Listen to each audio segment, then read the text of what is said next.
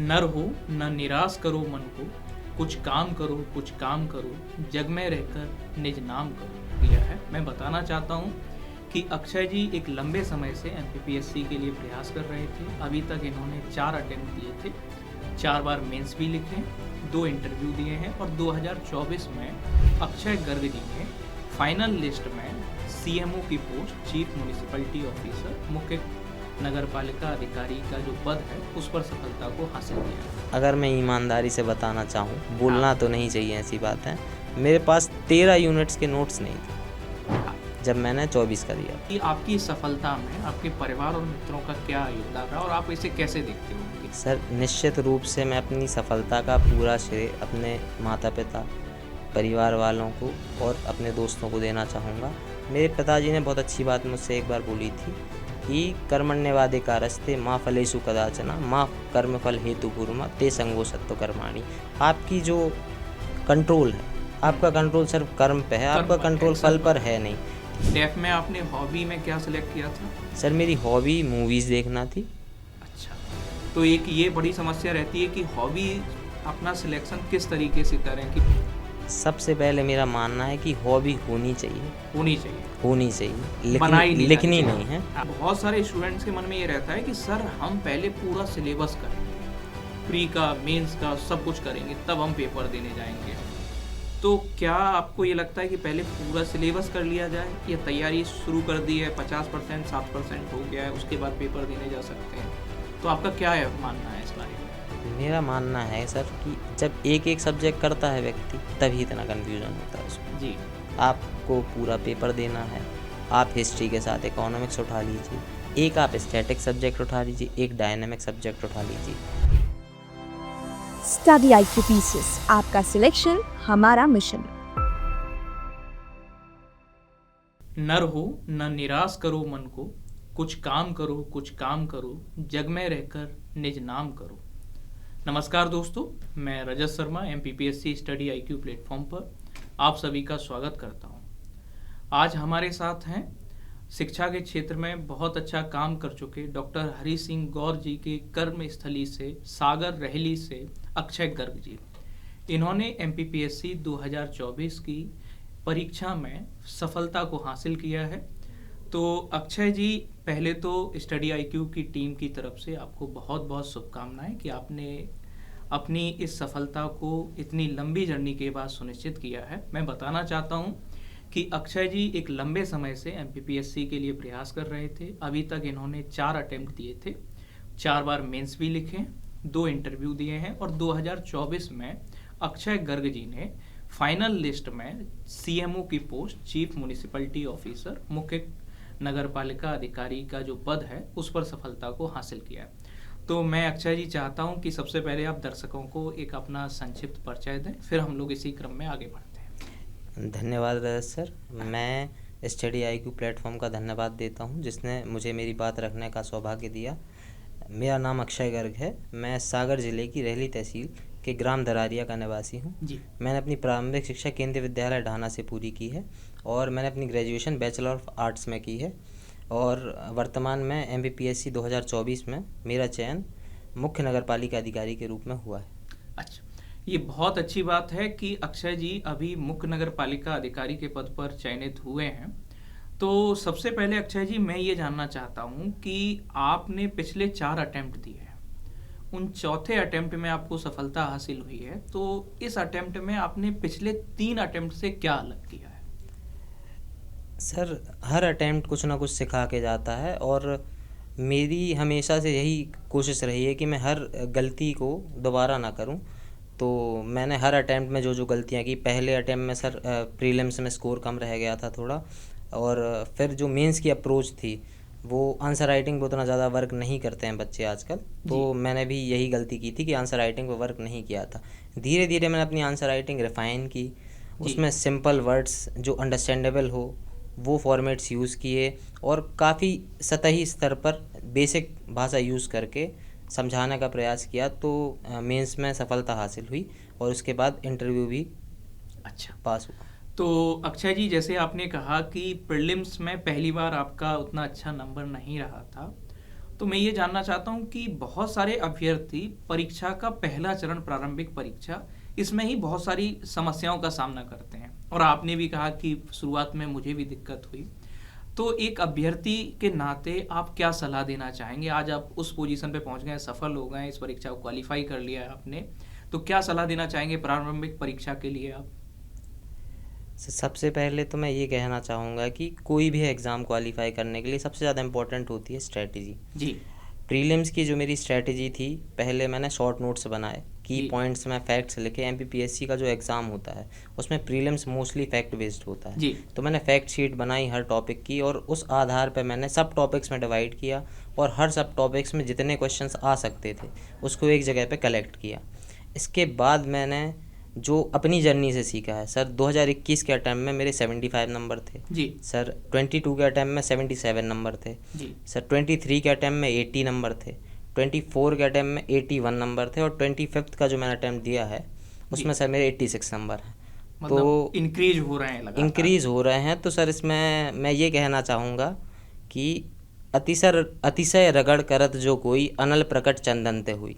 चंदन की जो प्रकृति होती है सर वो ठंडी होती है, लेकिन अगर आप ज़्यादा उसमें प्रयास करते हैं तो उसमें भी आग जल सकती है। तो आप अगर निरंतर प्रयास करते हैं तो आपको निश्चित रूप से सफलता मिलती है। जी हाँ दोस्तों, जैसा कि अक्षय जी ने कहा कि करत करत अभ्यास के जड़मत होत सुजान, रसरी आवत जात के सिल पर परत निशान। वही इनने अपनी जीवन का फिलॉसफी बनाया कि आपके हाथ में क्या है, प्रयास है, आपके हाथ में क्या है कि आप मेहनत करें, बाकी जो है आपको जो लक्षित परिणाम है वो मिलेंगे आपको। बस आपको क्या करना है, लगातार प्रयास करते रहना है। प्रीलिम्स में शुरुआत में सर को दिक्कत आई, लेकिन फिर उन्होंने उसी चीज को अपना स्ट्रेंथ बना लिया। दूसरा बात यह है कि अक्षय जी की प्रीलिम्स को लेकर के बहुत सारे बच्चों के मन में ये रहता है कि क्या टेस्ट सीरीज हमें एग्जाम के समय पे ही करना चाहिए, या हमें रेगुलर बेसिस पे टेस्ट सीरीज करना चाहिए, या पहले पढ़ लें, पूरा सिलेबस कवर कर लें। तो इसमें आपका क्या मानना है? सर इसमें मुख्यतः जो रहता है मिक्स अप्रोच होनी चाहिए जी।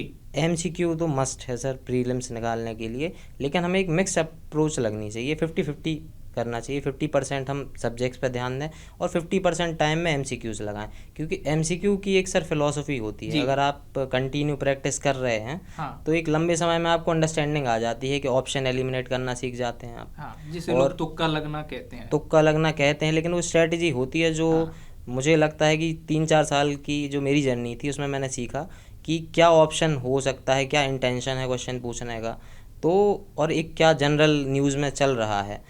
तो उसके आधार पे हम प्रीलिम्स पे कर सकते हैं, और एक मिक्स अप्रोच रखें आप 50-50 पढ़ें 50%। जी। आप करंट अफेयर प्रारंभिक परीक्षा के लिए लास्ट में एग्जाम के समय पढ़ते थे या शुरुआत से ही साथ लेकर के चलते थे? इसमें क्या था आपका? जैसे यूनिट 8 है हमारे यहाँ, तो उसमें क्या था आपका? सर इसमें मुख्यतः जो यूनिट 8 है, मोस्टली जो कट ऑफ क्लियर होता है वो यूनिट 8 के द्वारा ही होता है। और यूनिट 8 के लिए सर मैं जो एमपीपीएससी स्टडी आईक्यू है, और स्टडी आईक्यू के जो करंट अफेयर्स की वीडियोस आती थी अंकित अग्रवाल सर की, सर मैं उनको फॉलो करता था। इसके अलावा जब मैंने इंटरव्यूज़ दिए तो डेली न्यूज़पेपर पढ़ने की भी हैबिट डाली, तो उससे भी काफ़ी बेनिफिट मिलता है। अच्छा, इसमें अंकित जी एक बहुत ही, आप चूंकि इंग्लिश मीडियम के एस्पिरेंट हैं और हिंदी माध्यम वाले लोगों के लिए तो ये अच्छा है कि उन्हें पता है कि हमें ये न्यूज़पेपर या इसको फॉलो अप कर लेना है। तो आप इंग्लिश मीडियम एस्पिरेंट के लिए क्या सजेशन देना चाहेंगे कि कौन सा न्यूज़पेपर एमपीपीएससी के पॉइंट ऑफ व्यू से? यूपीएससी वालों का तो एक ट्रेंड अलग है, तो आप एमपीपीएससी के लिए किस न्यूज़पेपर को फॉलो कर रहे थे? सर मेरे पर्सनल ओपिनियन के हिसाब से अगर आप एमपीपीएससी करना चाहते हैं और अगर आप इंग्लिश मीडियम हैं तो आप कोशिश करें कि आप हिंदी में सहज हो जाएं जी, बिना हिंदी में सहज हुए, क्योंकि सर लास्ट के जो मेंस के पेपर हैं 300 नंबर के वो भी हिंदी में हैं। तो आप प्रयास करें, और एमपी में कोई स्पेसिफिक एमपी का कोई पेपर नहीं आता है।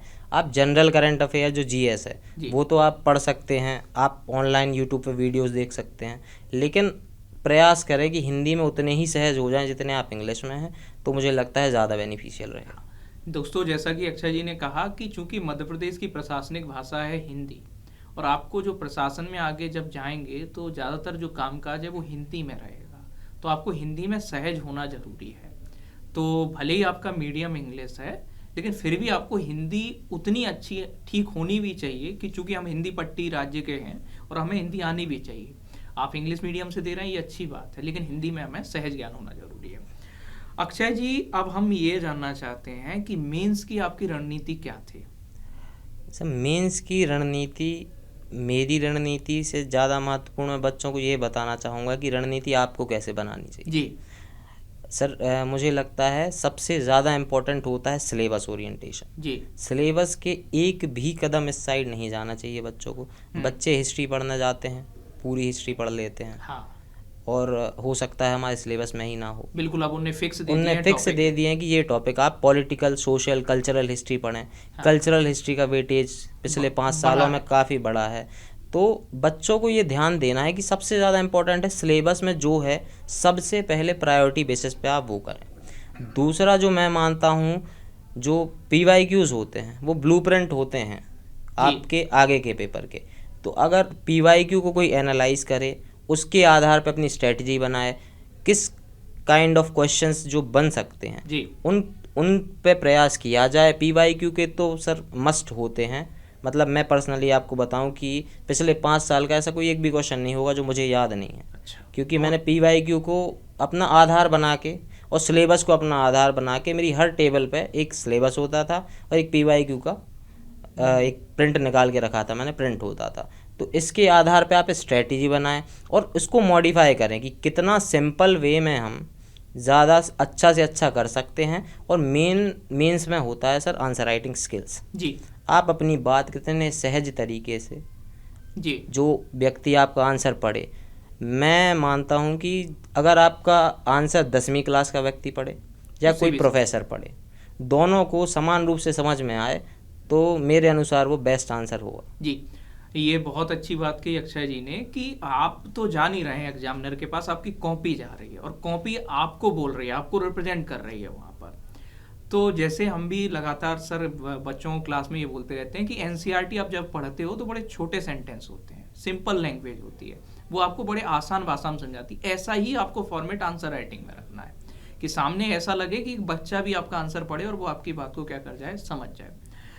अक्षय जी, एक बात और बताइए कि जैसे अभी 2025 का मेंस का एग्जाम आने वाला है, तो जो लोग इस बार मेंस का लिखने वाले हैं तो उनको क्या आपका सलाह है? पहले तो मेरी सलाह है कि आप 24 का पेपर बहुत ध्यान से एनालाइज करें। जी what kind of questions are coming in the exam. बहुत नेसेसरी होता है कि नए सब्जेक्ट्स जुड़े हैं सर, एंटरप्रेन्योरशिप, इकोनॉमिक्स नया है। जी, हम लोग इस सेगमेंट पे आ रहे हैं अभी, बिल्कुल उस पे भी मैं पूछने जी वाला सर। हूं। तो इसके अलावा मुझे लगता है कि अभी जो MPPSC स्टडी IQ का प्लेटफॉर्म है, जी वो भी इस फील्ड में काफ़ी अच्छा कर रहा है, तो बच्चे अगर चाहें तो उसे रेफ़र कर सकते हैं। हाँ, तो आपने सर ये अच्छी बात कही। अब ये जैसे कुछ न्यू टॉपिक्स ऐड हुए हैं, जैसे पेपर 1 में अपनी कुछ डायनेस्टी ऐड हुई हैं, पेपर 2 में जैसे सोशोलॉजी का पोर्शन ऐड हुआ है, पेपर 3 में इकोनॉमी का वेटेज बढ़ गया है, पेपर 4 में एंटरप्रेन्योरशिप इंक्लूड हो गया है। तो इसको लेकर के क्या स्ट्रेटजी होनी चाहिए या किस तरह का हमें मतलब अपना प्रिपरेशन करना चाहिए? जो इंग्लिश मीडियम स्टूडेंट हैं उनके लिए एक बड़ी समस्या रहती है कि सर कंटेंट अवेलेबल नहीं है, क्वालिटी कंटेंट की समस्या है। तो आपने इस प्रॉब्लम को कैसे ओवरकम किया? सर मुख्यतः जो नया कंटेंट आता है इंग्लिश मीडियम में, चूँकि सर आप जैसा कह रहे हैं बिल्कुल सही है कि कंटेंट की कमी है और काफ़ी कोचिंग जैसे स्टडी IQ इस फील्ड में प्रयास कर रहे हैं जी। लेकिन मुझे लगता है कि बच्चे अपने स्तर पर अगर चाहें तो ऑथेंटिक सोर्सेज होते हैं सर, NCERTs होती हैं। जी। आप NCERT में टॉपिक पकड़ें, नेशनल इनकम टॉपिक है, NCERTs में दिया जी। है, आप उस टॉपिक को NCERT के लेवल पे जितने क्वेश्चंस आए गए हैं उस आधार पर अगर तैयार करें। उसके अलावा इग्नू होता है सर, जैसे एथिक्स के थिंकर्स वगैरह हाँ, हैं, इग्नू या में तो एंटरप्रेन्योरशिप है सर, इग्नू में काफ़ी अच्छा मिलता है। 12th क्लास की NCERT है एंटरप्रेन्योरशिप की। इसके अलावा मुझे लगता है जो सबसे सिंपल सोर्स देखा जाए तो BA BCom या MA की जो फाउंडेशन कोर्सेज होते हैं उनमें जो क्वेश्चन आंसर फॉर्मेट की बुक्स आती हैं आप उनको रेफ़र कर सकते हैं, आपको सहजता से ये जवाब। ये। दूसरा अक्षय जी ये भी है कि आंसर राइटिंग के लिए मतलब जो भी लोग तैयारी कर रहे हैं, आगे आने वाले जो स्टूडेंट्स हैं, उन्हें वीकली बेसिस पर आंसर राइटिंग करना चाहिए, पर डे के बेसिस पर, या मंथली बेसिस पर टेस्ट सीरीज को ज्वाइन करना चाहिए? इसमें क्या आपका सजेशन है?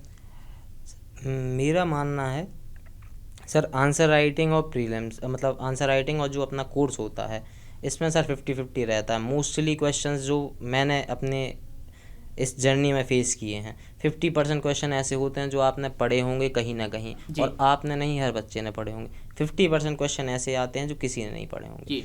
उन 50% क्वेश्चन को फेस करना उतना ही आवश्यक है जितना वो 50% को करना।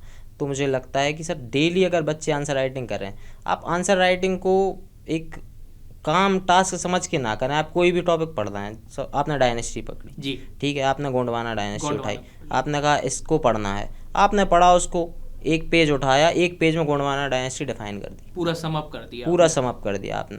फिर आपने उठाया कि रानी दुर्गावती के बारे जी। में, तो रानी दुर्गावती उठाई, पढ़ी, याद की और एक पेज में सम अप कर दी। तो सम अप भी होते जाएगा, आंसर राइटिंग भी होती जाएगी, और आपको आपका रिवीजन भी साथ में हो जाएगा। तो एक इंटीग्रेटेड अप्रोच अपनाएं आप, जी। जिसमें आंसर राइटिंग हो, नोट्स मेकिंग हो, और साथ में सिलेबस भी पढ़ा जा जी। सके। मतलब यही कह रहे हैं कि जैसे गवर्नमेंट ऑफ इंडिया का इंक्लूसिव डेवलपमेंट गोल है, ऐसी सिलेबस में इंक्लूसिवनेस रखिएगा आप, कि प्री, मेंस और इंटरव्यू तीनों को एक साथ लेकर के चलिए, इंटीग्रेट करिएगा, और सब चीज़ जब समावेशन होगा तभी आपका सिलेक्शन होगा।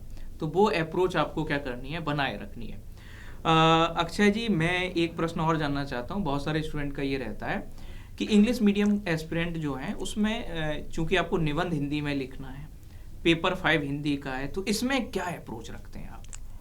सर सबसे इम्पोर्टेंट, मैं 5th पेपर की बात करूं, हाँ। तो इंग्लिश मीडियम वाले बच्चों को लगता है हमें इसमें नुकसान होगा। हाँ। जबकि सर 35 नंबर के एटलीस्ट आते हैं ट्रांसलेशन, जी, बहुत, जिसमें आप हिंदी मीडियम के बच्चों से काफ़ी अच्छा कर सकते एज हैं। है आपके पास। दूसरा, 75 नंबर की डेफिनेशंस आती हैं। आप हर टॉपिक की एक डेफिनेशन बना लें, एक एग्जाम्पल कर लें और उसको याद कर लें, तो आप वैसे ही एवरेज नंबर ला सकते हैं। दूसरी बात है, चूंकि आपको प्रशासन में आना है, आपको सिर्फ इसकी तैयारी नहीं करनी है कि पेपर कैसे निकालना। जी। आप कल को प्रशासन में जाएंगे, आपको भाषा शैली, पत्र लेखन जी। और जो हिंदी की व्याकरण है उसका अनुभव होना इसलिए आवश्यक है क्योंकि हम हिंदी पट्टी राज्य के हैं। हाँ। और हमें लोगों से बात भी हिंदी में करनी है, जी। हमें प्रशासनिक कार्य भी हिंदी में करने हैं। तो उसको एज अ हॉबी परस्यू करें आप, जी। कि हिंदी है, पढ़नी है, आप हिंदी एडिटोरियल्स पढ़ें, तो उससे आपकी हिंदी बेहतर होगी। और इसके साथ मैं कहता हूँ सर कि एक व्यवहारिक रूप से आप हिंदी को अपनाएं, तो इंटीग्रेटेड रूप से आपको सफलता मिलने के ज़्यादा चांसेस हैं। अब जैसे अपने मेंस में 6 पेपर हैं, उसमें सबसे स्ट्रॉन्ग पेपर आपका कौन सा था? सर बेसिकली एथिक्स का पेपर मेरा बहुत अच्छा पेपर जाता 4। था, और हिस्ट्री बहुत स्ट्रॉन्ग था। Paper 4 and paper 1। Weak segment आपका क्या था? सर जैसे 21, 22, 23 के अटैम्प्ट थे, तो सर साइंस में मुझे काफ़ी दिक्कत जाती थी। अच्छा, मतलब पेपर सेक्शनल कट ऑफ ही क्लियर नहीं होता था। अगर कभी मेंस नहीं निकला तो उसका रीज़न सिर्फ यही होता था कि सेक्शनल कट ऑफ क्लियर ना हो। तो ये बात अभ्यर्थियों को याद रखनी है कि आपको हर पेपर में मिनिमम बेसिक मार्क्स चाहिए, जी। ताकि आप क्वालिफाई कर पाएँ।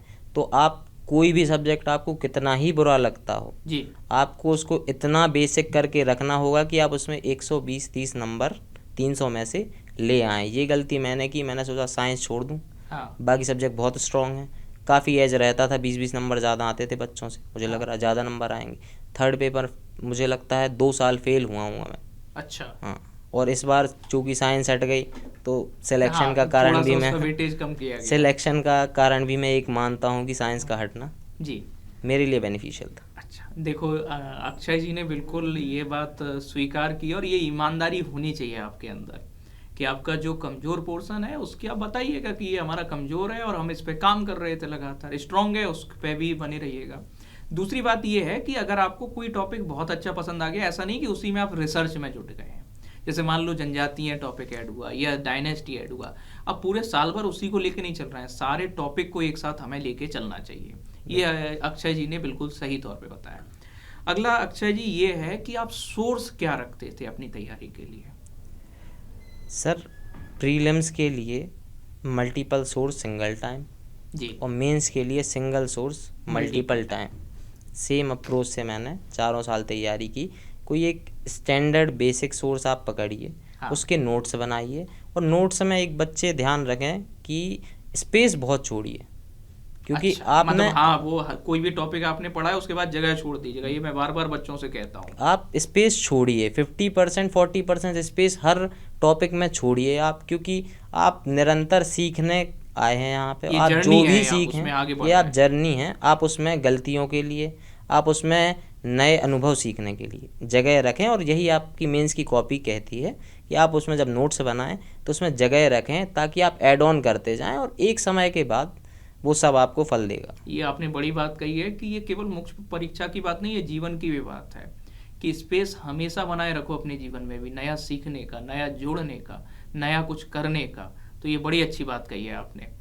दूसरी बात ये है अक्षय जी, कि आपकी सफलता में आपके परिवार और मित्रों का क्या योगदान रहा और आप इसे कैसे देखते हो, उनके योगदान को? सर निश्चित रूप से मैं अपनी सफलता का पूरा श्रेय अपने माता पिता, परिवार वालों को और अपने दोस्तों को देना चाहूँगा। सर माता पिता ने हमेशा सर सपोर्ट किया, कभी भी नेगेटिव रिजल्ट्स आए कभी भी उनने डिमोटिवेट नहीं किया। उन्होंने कहा आप प्रयास करें। जी। आप, मेरे पिताजी ने बहुत अच्छी बात मुझसे एक बार बोली थी कि कर्मण्यवाधिकारस्ते माँ फलेषु कदाचन माँ कर्मफल हेतु भूर्मा ते संगो सत्व कर्माणि। आपकी जो कंट्रोल है, आपका कंट्रोल सिर्फ कर्म पे है, कर्म आपका पर है, कंट्रोल एक्शन फल पर पर है। है नहीं। तो पिताजी ने जब 22 का इंटरव्यू क्वालिफाई नहीं हुआ था, तब ने ये बात बोली थी कि आप कर्म करें, जब फल आपको मिलना होगा सही समय पे तो आपको मिल जाएगा, आप निष्काम भाव से कर्म करते जाएं। भाई ने सर फाइनेंशियली सर सपोर्ट किया काफी। सपोर्ट किया हमेशा, और पूरी जर्नी को फंड किया उनने। मतलब कभी भी ऐसा फील नहीं होने दिया कि आप मेरे से पैसे ले रहे हो। जब भी उनको लगा कि इंटरव्यू है तो एक्स्ट्रा पैसे डाल दिए, तो भाई ने हेल्प किया। दोस्तों ने हमेशा सर इमोशनल सपोर्ट बनाए रखा। तो काफ़ी योगदान है, और मुख्यतः तो सर मेरे प्रेरणा स्रोत मेरे पिताजी, अच्छा। उनका नाम श्री मनोरथ गर्ग है, जी। वो वकील हैं, जी। और उनने हमेशा समाज सेवा के कार्य किए, जिनको देख के मुझे भी प्रेरणा मिली कि मैं सिविल सेवा में आऊँ। जी, मैं बिल्कुल आशा करता हूँ कि आप अपने पिता के पद चिन्हों पे चलेंगे और इस समाज को उन्हीं की तरह और अच्छा योगदान देंगे। मैं ये जानना चाहता हूँ कि चूंकि आपका ये चौथा प्रयास था, इससे पहले असफलताएं भी रहीं आपके जीवन में, तो उन असफलताओं का आपने किस तरह से सामना किया? सर असफलताएं, सर इसके लिए मैं एक कोट आपको जी जी। बताना चाहूँगा। सर हम जब भी आप तैयारी कर रहे हैं तो आप एक बात याद रखिए कि फेल होना या निरंतर अटेम्प्ट देना, failure is not a crime, जी। Small m is. मेरा हमेशा से मानना था कि एम बड़ा है, फेल होना एक जर्नी का पार्ट है। तो फेल होना कोई क्राइम नहीं है। अगर आप छोटा सपना देखते हैं, आप सेटल हो जाते हैं किसी जॉब में, आपका सपना है कि आप सेवा करें। सेवा का मतलब सर सिर्फ एक नौकरी पाने से नहीं था मेरे लिए, जी। मेरा ये था कि समाज से व्यापक रूप से जुड़ें, लोगों की समस्याओं को सॉल्व करें। तो जब आपका एम बहुत बड़ा होता है तो मुझे लगता है failure are just stepping stones, जी। और आप उस पर चढ़ चढ़ के एक दिन सफलता पा लेते हैं। जी, बहुत अच्छा बात कही आपने। दूसरा ये है कि जैसे मान लो कि जब अवसाद की स्थिति में या तनाव होता था तैयारी को लेके कि यार चलती चली जा रही है, साल दर साल आगे बढ़ रहे हैं, तो ऐसे वीक मूवमेंट में या स्ट्रेस जब होता था आपको, तो आप कैसे ओवरकम करते थे? किन चीज़ों का सहारा लेते थे? या जैसे हम लोग आजकल ये देखते हैं ना कि जो सीरीज की दुनिया है या फिल्मी दुनिया है, कोई भी आदमी थोड़ा सा भी उसके जीवन में ऊपर नीचे होता है या झकोरे आते हैं, तो हम देख लेते हैं कि वो या तो अल्कोहल का सहारा लेता है या स्मोकिंग का सहारा लेता है। तो आप अभ्यर्थी जो आगे आने वाले हैं, उन्हें क्या आप संदेश देना चाहेंगे? मैं अभ्यर्थियों से अनुरोध करूंगा कि आप अल्कोहल स्मोकिंग की जगह रामधारी सिंह दिनकर को अपनाएं। जी। सर उनकी जो भी उनने काव्य रचनाएं की, जी। वो हमेशा ऊर्जा का प्रवाह कर देती है मेरे अंदर।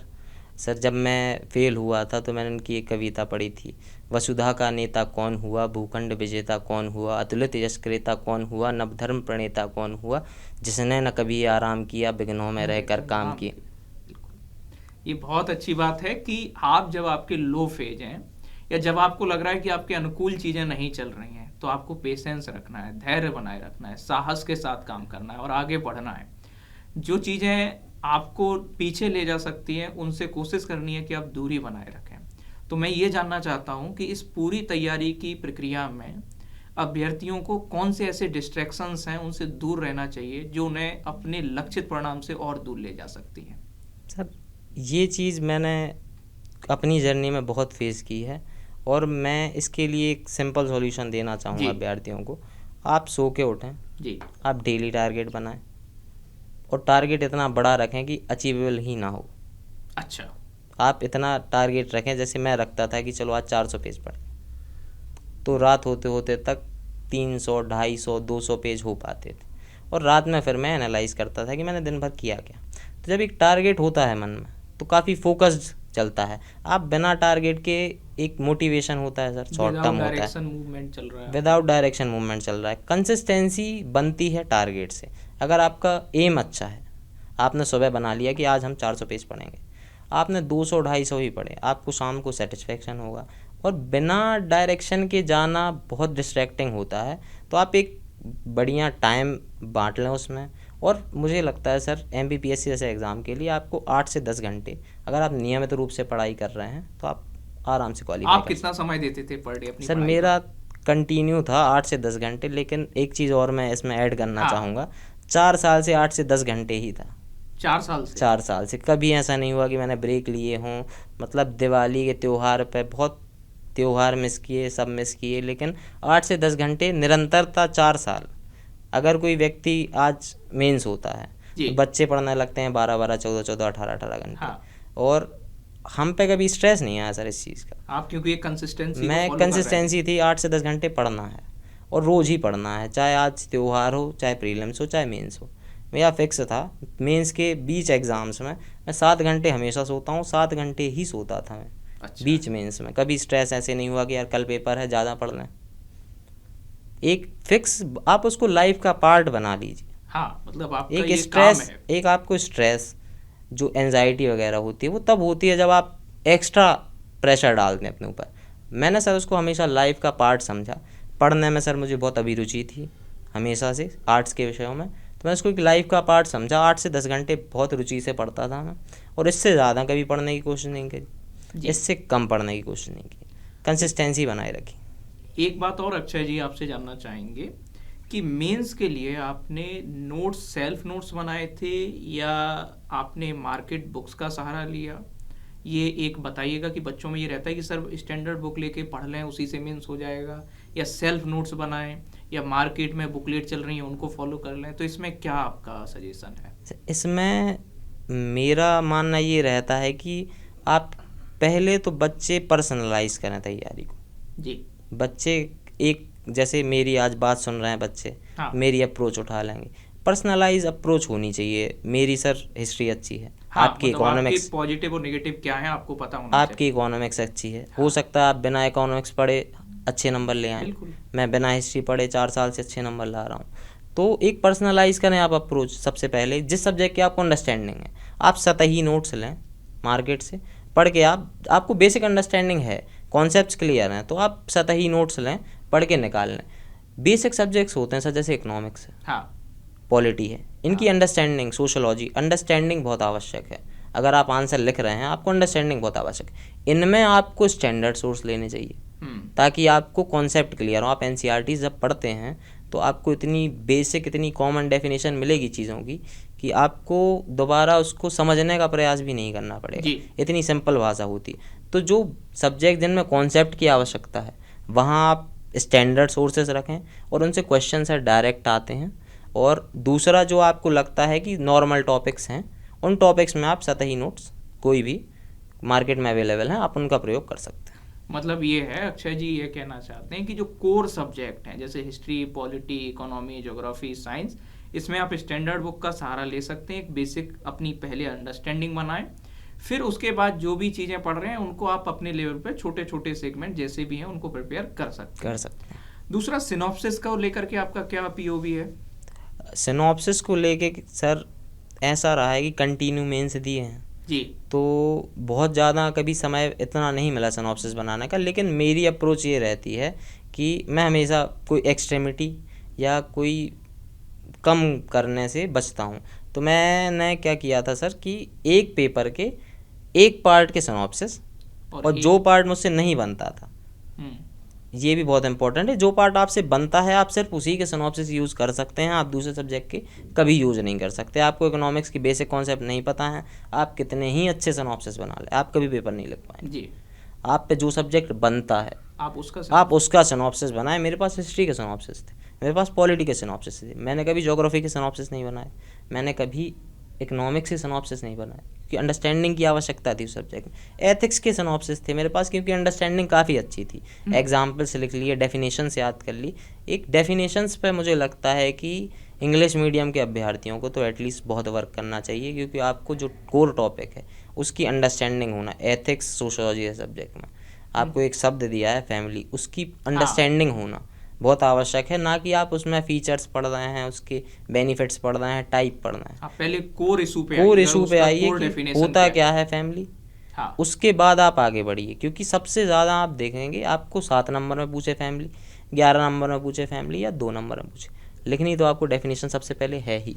दूसरा एक बात और है कि बच्चे ये क्वेश्चन और पूछते हैं कि जो वेरी शॉर्ट क्वेश्चन है और 2 मार्कर हैं, तो क्या ये सारे अटेम्प्ट होना जरूरी है या नहीं है? आपका पेपर जो मेंस आपने लिखा, इसमें 2 मार्कर आपके सारे सॉल्व होते थे क्या आपसे? सारे 2 मार्कर सर किसी के भी सॉल्व नहीं होते हैं। मोस्टली ऐसा रहता है कि आप कोशिश करें जितना अधिक से अधिक हो जाए, क्योंकि अब सर वो 2 मार्कर हैं। जब हम लोग तैयारी स्टार्ट की थी वो 3 मार्कर थे, तो काफ़ी बड़ा वेटेज था उसका। अब 30 नंबर का वेटेज है, आपसे कोई 10 नंबर ज़्यादा मार्जिन ले नहीं पाएगा। इतना कोई बच्चा अगर तैयारी करता है तो वो 15-20 नंबर हमेशा स्कोर करने के कैपेबल रहता है। आप उस पर वर्क ना करके आप अपनी आंसर राइटिंग स्किल्स सुधारें। 7 नंबर सबसे महत्वपूर्ण हैं आज के समय में। आप 7 नंबर को जितना बेहतर लिख सकें, जितनी कॉन्सेप्चुअल क्लैरिटी से लिख सकें, आपके उतने अच्छे स्कोर होंगे। अच्छा, और लॉन्ग आंसर के लिए आपकी क्या स्ट्रेटजी थी? लॉन्ग आंसर के लिए मेरी स्ट्रेटजी सर वही स्टैंडर्ड फॉर्मेट रहता था, इंट्रोडक्शन जी, मेन जो थ्योरी रहती थी, उसके बाद कंक्लूजन। आप इसमें हेडिंग या पैराग्राफ या फ्लो चार्ट किस फॉर्मेट को आप प्रायोरिटी देते थे? सर इसमें भी मैं एक चीज़ ऐड करना चाहूँगा। मुख्यतः आपको क्वेश्चन की प्रकृति समझनी है, नेचर समझना है। उनने आपसे पूछा कैरेक्टरिस्टिक्स ऑफ कॉन्स्टिट्यूशन बताइए, हाँ, आप पॉइंट में लिख सकते हैं। बिल्कुल। उनने बोला how family is a domestic group, हाँ, आप इसको पॉइंट में नहीं लिख सकते, आपको इसको पैराग्राफ में लिखना पड़ेगा।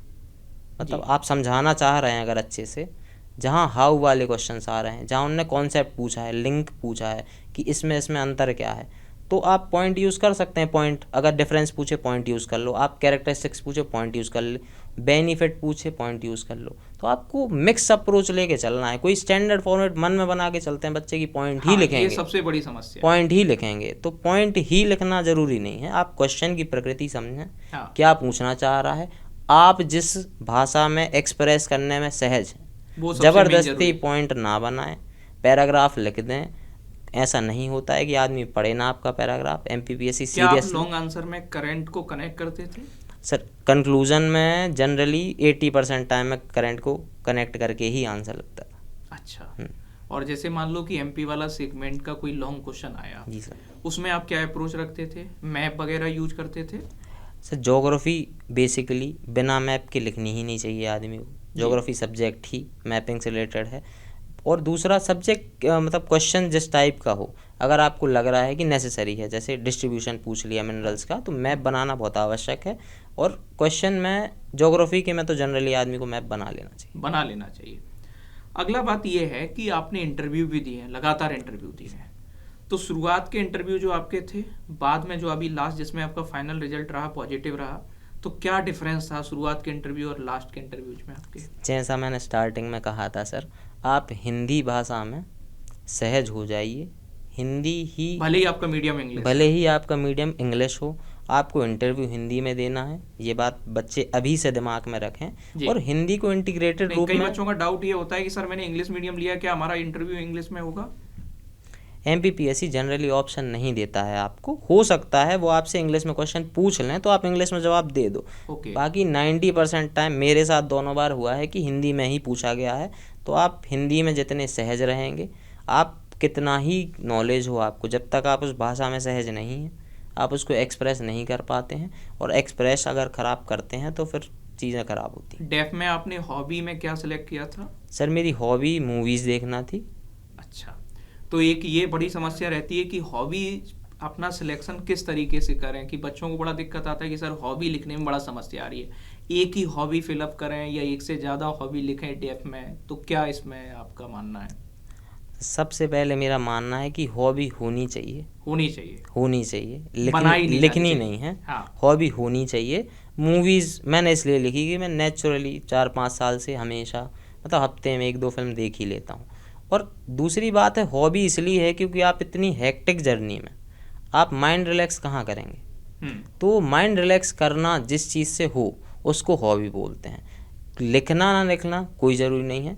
बाकी अगर अपन लाइफ के पर्सपेक्टिव से बात करें तो आपकी एक फिजिकल हॉबी हो और Okay. एक जनरल हॉबी हो, जिस क्रिएटिव टाइप की हॉबी हो तो चल जाती है, ताकि आप मेंटली और फिजिकली दोनों स्ट्रांग रहें। जी, आपसे इंटरव्यू में हॉबी से कोई प्रश्न पूछा गया?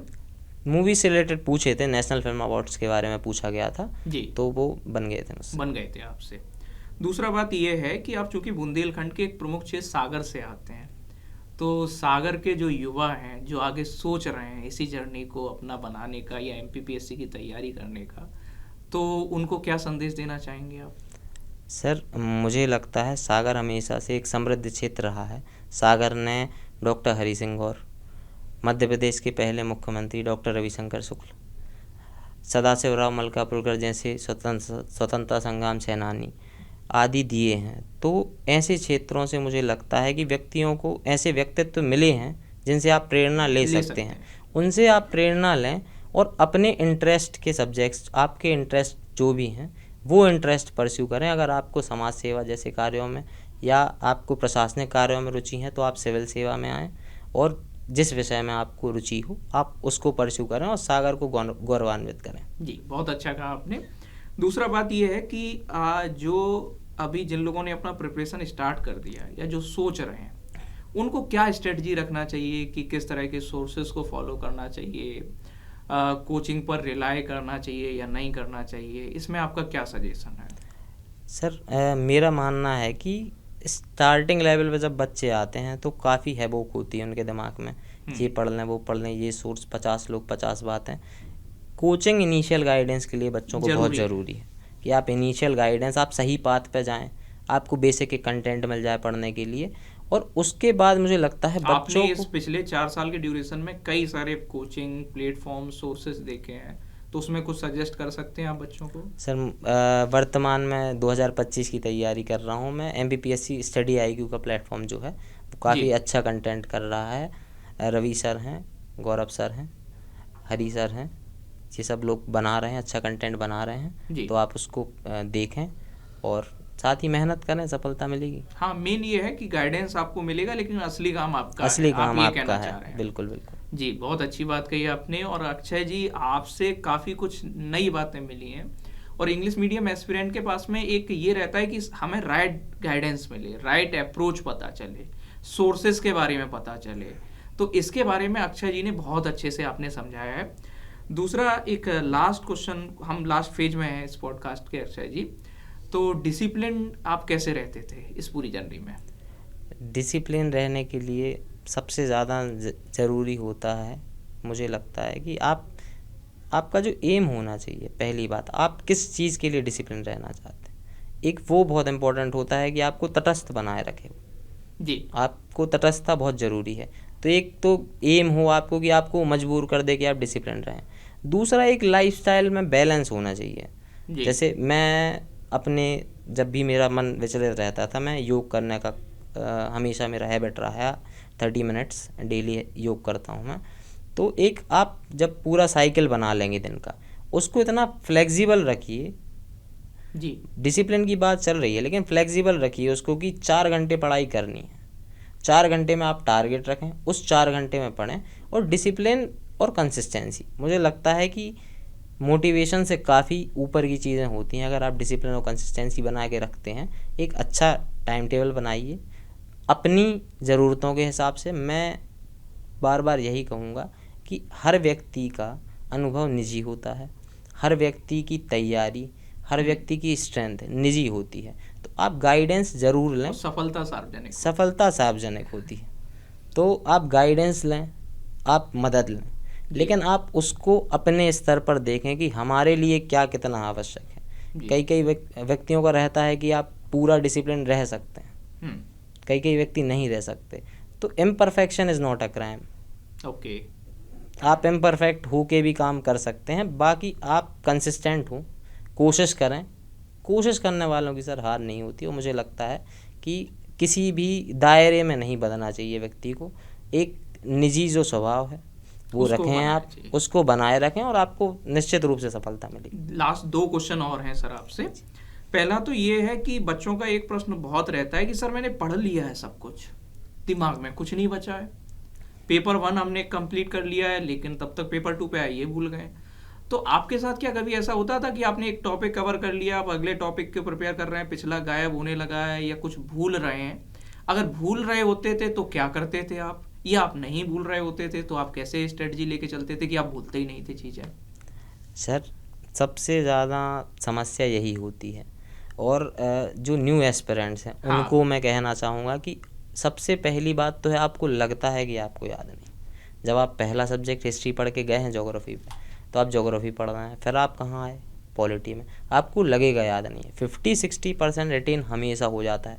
आप जब बात करते हैं तब बोलना बहुत कठिन होता है, जब आप लिखते हैं इतना कठिन नहीं होता है।